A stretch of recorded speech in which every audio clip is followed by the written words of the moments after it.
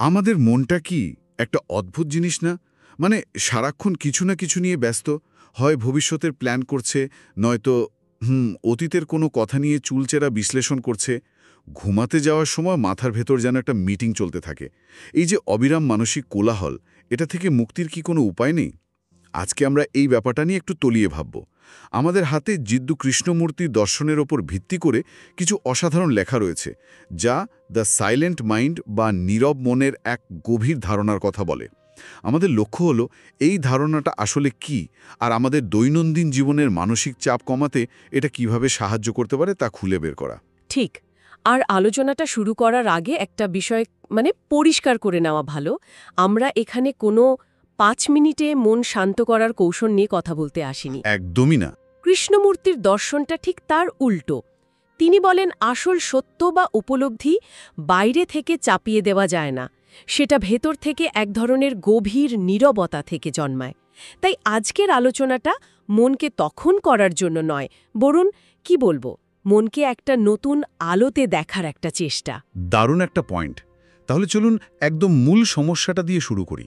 আমাদের মনটা শান্ত থাকে না কেন? সারাক্ষণ এই যে অস্থিরতা, এর উৎসটা কোথায়? দেখুন, এর কারণটা খুব সহজ কিন্তু গভীর। আমাদের মন ভয়, রাগ, লোভ, হিংসা এই ধরনের হাজারো অনুভূতি আর চিন্তার একটা একটা খেলার মাঠের মতো, তাই না? আর এই সবগুলোই একে অপরের সাথে জোড়ায়া। যেমন ভবিষ্যতের কোনো ভয় থেকে জন্মায় দুশ্চিন্তা, আবার অতীতের কোনো আফসোস থেকে আসে বিষণ্ণতা। এই সবগুলো মিলেমিশে আমাদের ভেতরে একটা অবিরাম কোলাহল তৈরি করে রাখে। আর এই কোলাহলের মধ্যে থেকে আমরা যে সিদ্ধান্তগুলো নিই, সেগুলোও প্রায় ভুল হয়। একদম। আর এখানেই তো আমরা সবচেয়ে বড় ভুলটা করি। মন অস্থির হলেই আমরা ওকে জোর করে শান্ত করার চেষ্টা করি। নিজের মনেই নিজেকে নির্দেশ দিই, শান্ত হও, বা এত চিন্তা করা বন্ধ করো। হ্যাঁ। কিন্তু মজার ব্যাপার হলো, এই শান্ত হওয়ার চেষ্টাই নিজে আরেকটা নতুন চিন্তা, আরেকটা নতুন মানসিক চাপ। এটা অনেকটা কাদা পানিতে হাত ঢুকিয়ে পানি পরিষ্কার করার চেষ্টার মতো। ঠিক, পানি তাতে আরও ঘোলা হয়। একদম। এই বিরোধাভাস বা প্যারাডক্সটাই পুরো আলোচনার কেন্দ্রবিন্দু।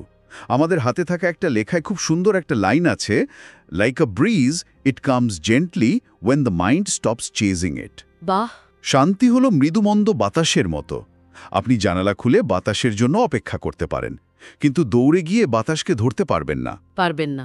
যত বেশি মনকে শান্ত করার জন্য ছটফট করবেন, শান্তি তত দূরে পালাবে। কিন্তু যখন আপনি সব চেষ্টা, সব জোর খাটানো বন্ধ করে দেবেন, দেখবেন শান্তি নিজে থেকেই আসছে। এই উপমাটা অসাধারণ। তার মানে শান্তি অর্জন করার মতো কোনো জিনিস নয়। কিন্তু তাহলে এই যে নীরবতা বা সাইলেন্সের কথা বলা হচ্ছে, এটা আসলে কি? এর মানে কি মাথায় কোনো চিন্তাই থাকবে না? এটা তো প্রায় অসম্ভব শোনায়।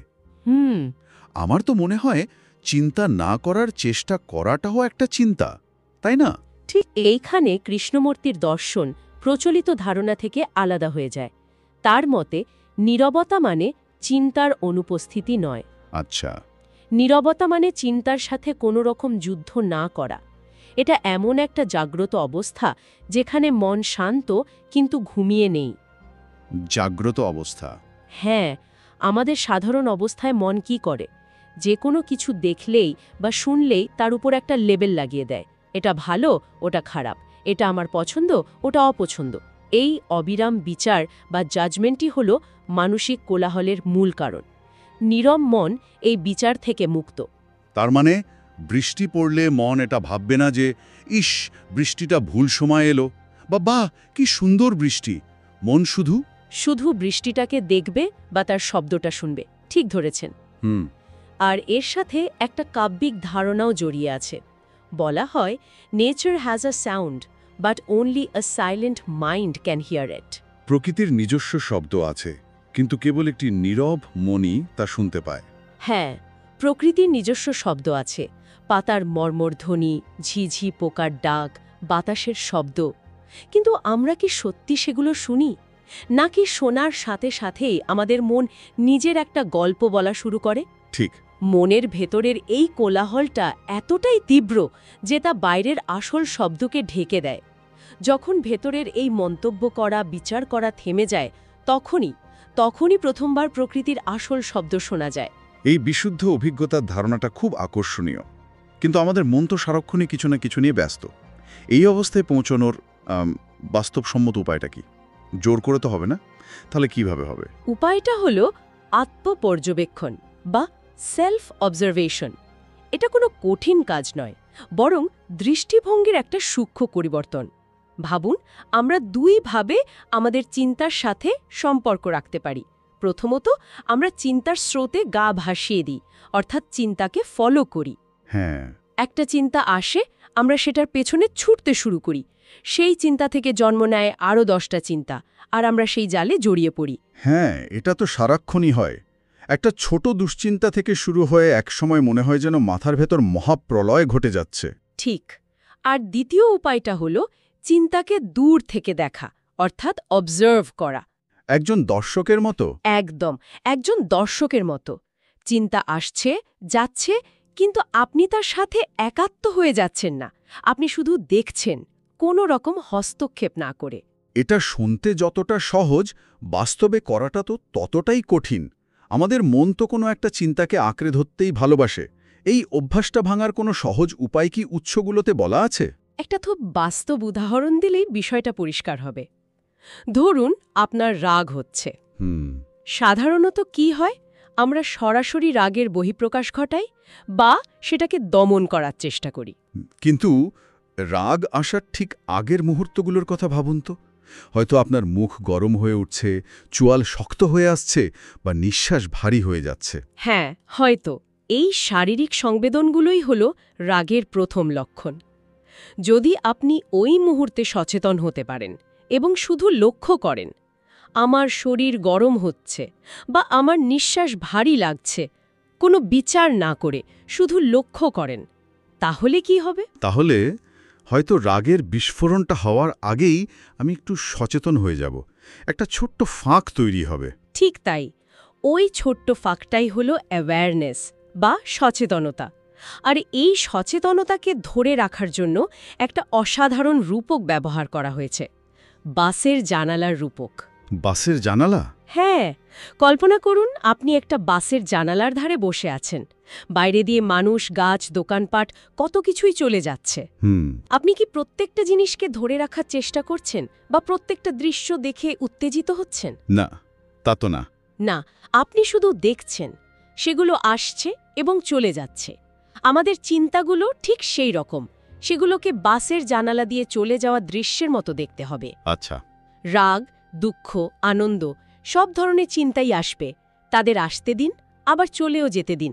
তাদের সঙ্গে জড়িয়ে পড়ার বা তাদের বিচার করার কোনো প্রয়োজন নেই। কিন্তু একটা প্রশ্ন আসছে। বলুন। যদি আমি আমার রাগ বা ভয়ের মতো নেতিবাচক চিন্তাগুলোকে শুধু দেখিয়ে যাই, কোনো বিচার না করি, তাহলে তো সেগুলো সমাধান হবে না। ব্যাপারটা কি এক ধরনের এড়িয়ে যাওয়া নয়? এটা খুবই গুরুত্বপূর্ণ একটা প্রশ্ন, আর অনেকেই এই ভুলটা করে।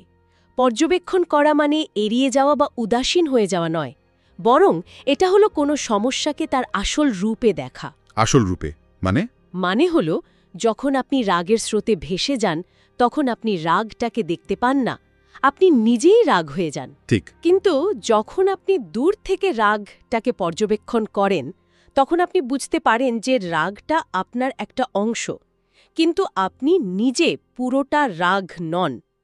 আপনি দেখতে পান রাগটা কিভাবে জন্মায়, শরীরে কি প্রভাব ফেলে এবং কিভাবে ধীরে ধীরে মিলিয়ে যায়। এই গভীর বোঝাপড়াটাই হলো আসল সমাধান। আচ্ছা। জোর করে রাগ দমনের চেষ্টা করলে সেটা ভেতরে চাপা পড়ে থাকে এবং পরে আরও ভয়ঙ্কর রূপে ফিরে আসে। কিন্তু পর্যবেক্ষণ করলে তার শক্তি নিজে থেকেই কমে যায়। তার মানে চিন্তার বিষয়বস্তু কি সেটা গুরুত্বপূর্ণ নয়, বরং আমাদের প্রতিক্রিয়াটাই আসল। আমি কি নিয়ে ভাবছি তার চেয়ে বড় কথা হলো আমি ভাবনার সাথে কি করছি। একদম।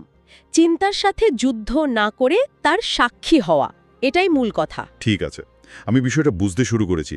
তাহলে যদি কেউ এইভাবে নিজের চিন্তাকে শুধু পর্যবেক্ষণ করতে শেখে বা সাক্ষী হতে শেখে, তাহলে তার ফল কি হয়? এই নীরবতা আমাদের জীবনে ঠিক কী ধরনের পরিবর্তন আনে? আমি কি আবেগহীন বা অনুভূতিশূন্য হয়ে যাব?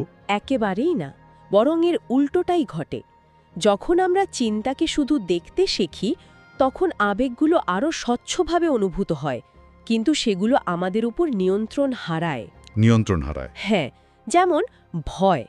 ভয় তো ভবিষ্যতের কোনো কাল্পনিক চিন্তাকে আঁকড়ে ধরেই বাঁচে। যখন আপনি সেই চিন্তাটাকে শুধু পর্যবেক্ষণ করেন, তখন তার ভেতরের অসারতাটা ধরে ফেলেন, ফলে ভয় কমে আসে। রাগ গলে যায়, কারণ রাগের জন্ম হয় কোনো বিচার বা অতৃপ্ত প্রত্যাশা থেকে। পর্যবেক্ষণের মুহূর্তে কোনো বিচার থাকে না, তাই রাগের জ্বালানিও থাকে না।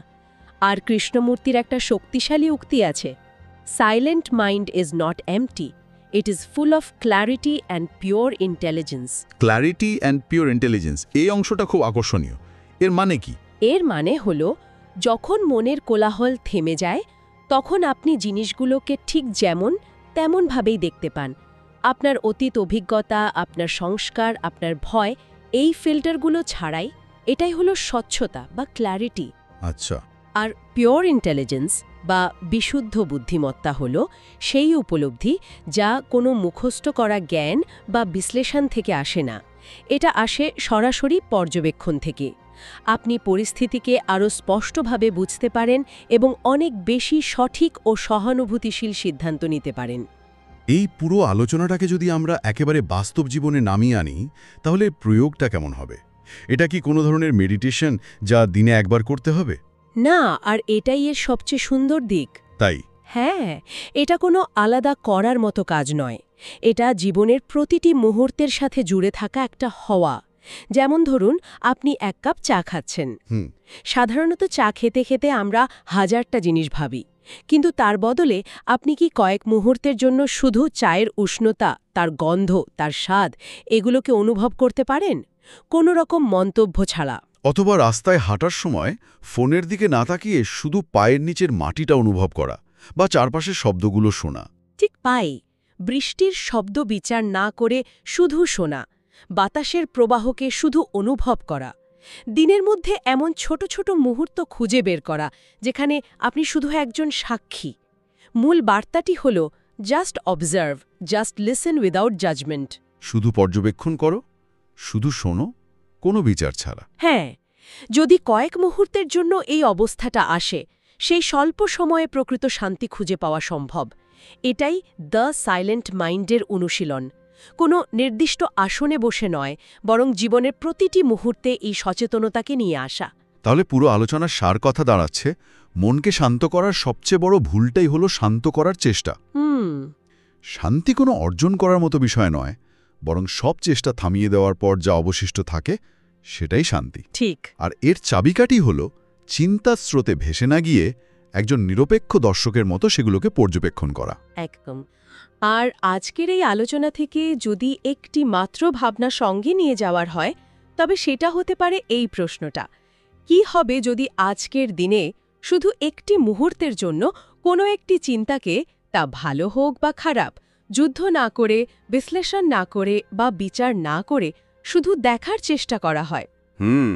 কি হবে যদি আমরা আমাদের চিন্তার সঙ্গে শত্রুতা না করে কেবল তার সাক্ষী হতে শিখি? এই একটি ছোট্ট পরীক্ষাই হয়তো আমাদের ভেতরের সেই নীরবতার দরজাটা এক মুহূর্তের জন্য খুলে দিতে পারে। সত্যি, এটা ভাবনার বিষয়। সমাপ্তিটা হয়তো এভাবেই করা যায়। মনকে জোর করে চুপ করানো যায় না। শান্তি তখনই আসে যখন মন